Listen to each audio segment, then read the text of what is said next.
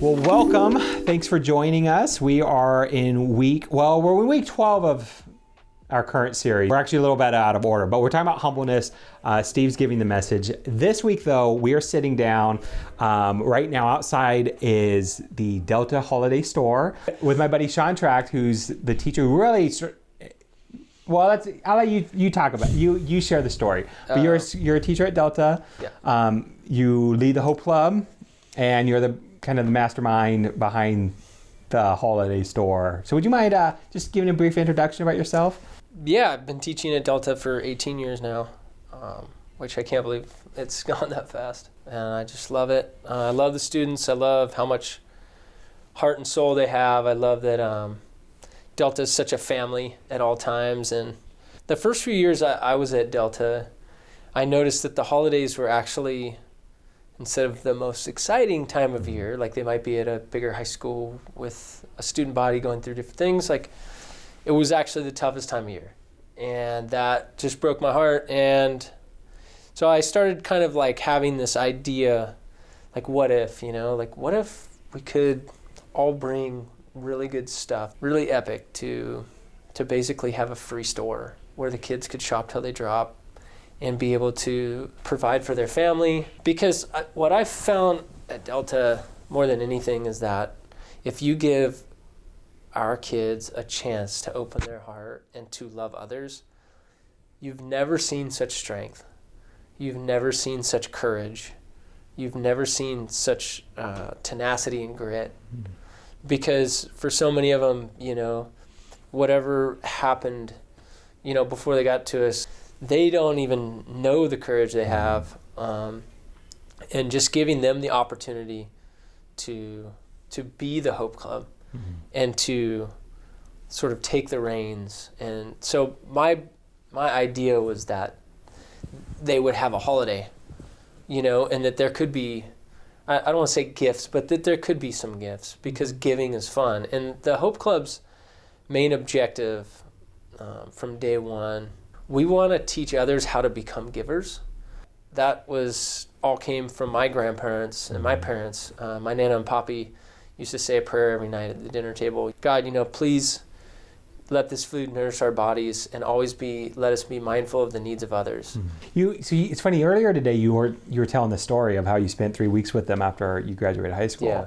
And we talked about how that was kind of a watershed moment that really influenced who you are and how you think about others. And what I love is, one of the things that I've got to witness this week, and actually a couple years ago when we did this, is now you brought your daughter here. So could you talk about that, just how you try to live that out and how you're modeling it to Kalia?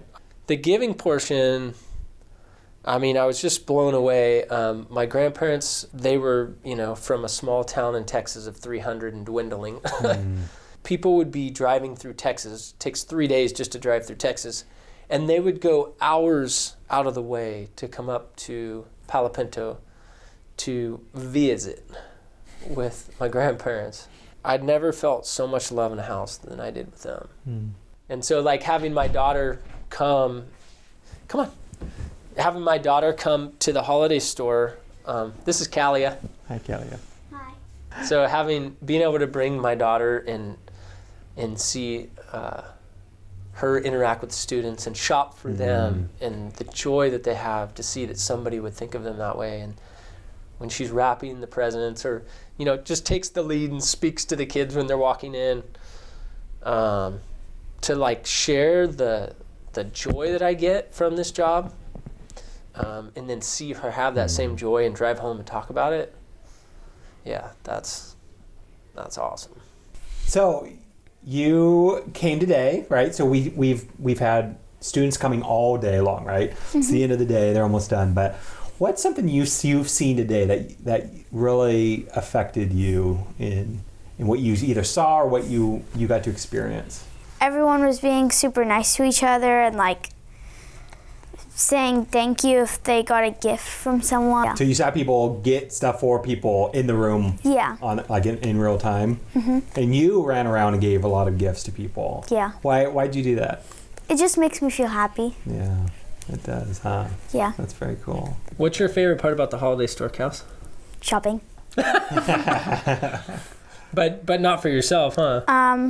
Yeah, giving like to other people, and like watching them, their smile on their face, like once I give them the present. That's probably my favorite thing too. This boy walked in today and he was so shy, and you've seen this all day, and he kind of looked around to the right and he looked around to the left, and he didn't know what to do, and it was like so welcoming, and yet he wondered if he was welcome, and that breaks my heart on one side, that somebody wouldn't feel welcome from maybe past experiences that I don't know. I mean, maybe I'm just guessing. Sure. And that's where like the recreation of this feeling keeps coming back. And my friend Tom Maloney was one of my best friends at Delta. He taught there for 25 years. Amazing teacher and person. And I asked him after my first year, I said, why do you keep coming back? And he said, after my first year when I came back, I had a kid come up to me in the first week, and he said, hey, Mr. Maloney. And he said, yeah. He said, I just want to tell you that you changed my life, and I'm in school today because of you, and you gave me hope. And Tom just said, I got such a rush from that I wanted to do it for, my career. Yeah, so like that keeps getting recreated during the holiday store. And what I think makes me the most happy, and you've probably seen this, Callie, like when the students are, especially of the Hope Club, are getting to see all these kids have that experience and they know that they were a part of that. What they're learning, that seed that's being planted, we get hope when we give hope, is the motto. And so that seed being planted, and I can say like during COVID, it started out amazing for me being at home because I loved having more time with my own children. But at the end of COVID, I was missing the human component for sure. One of the things we've talked about is basically every student who's on campus right now, even if they're seniors, they weren't here last year. Yeah. And so a lot of them, everything is new and everything's different, but there was a sense of, I don't know, depression, like underlying sadness. Yeah. With all of us, right? Yeah. There's like this underlying sort of sadness that these things are helping people pull out. So I was going to say, you have a Hope Club. I got to meet them a few weeks ago. And then this week, I'm spending a bit more time with them. And I'm seeing things lifted from them. I'm seeing demeanors that are night and day different from even last week. Those same kids that we weren't discussing individuals, right? We just... We both, we came over, okay, here's the space, this is what we're looking to do, right? Yeah. And I came back right after and I was like, man, I'm sorry. Did you feel that? And you felt it. It was different, And again, it's not anyone in particular, but as a whole, I feel like they're climbing out of something. They're climbing out of whatever it is I've been trapped in this year. And so I just think that that's really cool that a holiday cheer, right? Holiday hope is here, and it's a part of these students. And then some walk in and they look around and they're not interested in anything. At which point you do a good job of encouraging them to at least take something to give away. For somebody else, yeah. And I think they are. I think for some, we'll see them come back later in the week. Yeah, the motto of the Hope Club is like, don't just give, but become a leader of hope. Like teach others, plant seeds in all the students on campus. That giving is the good part. We probably should get out there. Sure. But yeah, any last things you would like to say to Element or? Absolutely. It's unfathomable what you do for our students.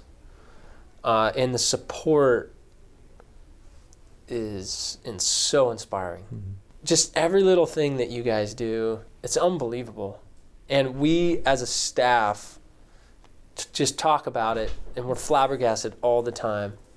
And we thank you so much for caring about the kids that we care about, that are our community.